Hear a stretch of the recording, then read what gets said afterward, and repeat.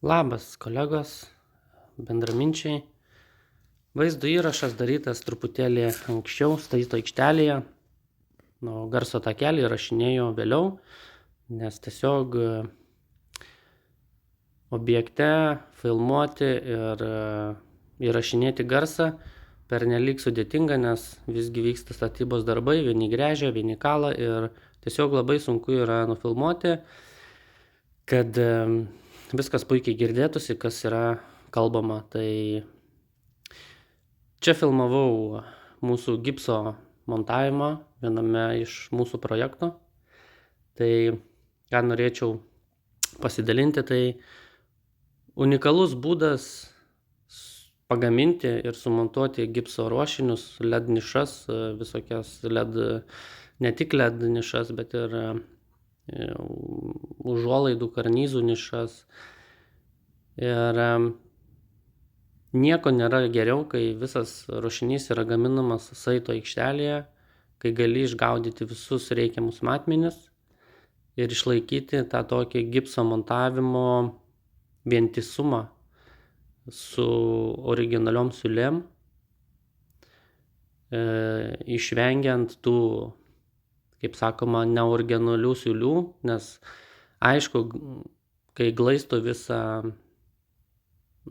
plokštumą plašnųjų, kaip sakoma, tai ten, nemanau, yra didelis skirtumas, kaip yra tas gipsas sumontuotas. Bet kai tu darai tą darbą ir tu nori padaryti jį sąžiningai, gražiai, ir kad po kiekvieno atlikto mūsų darbo atėjęs kitas meistras, nesvarbu, kas tai būtų, špakliuotojas, galbūt plytelių meistras, ar tai nesvarbu kas, bet norisi, kad po mūsų darbų atėję kiti tiesiog mažiau vargtų ir nereiktų taisyti mūsų kažkokių tai padarytų klaidų.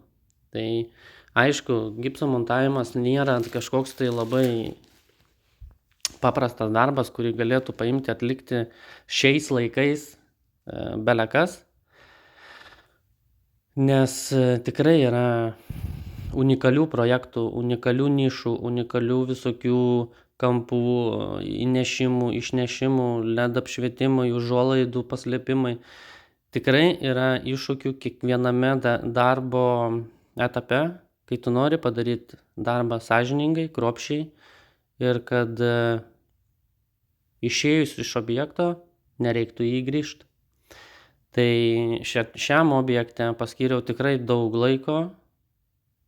Ačiū Dievui.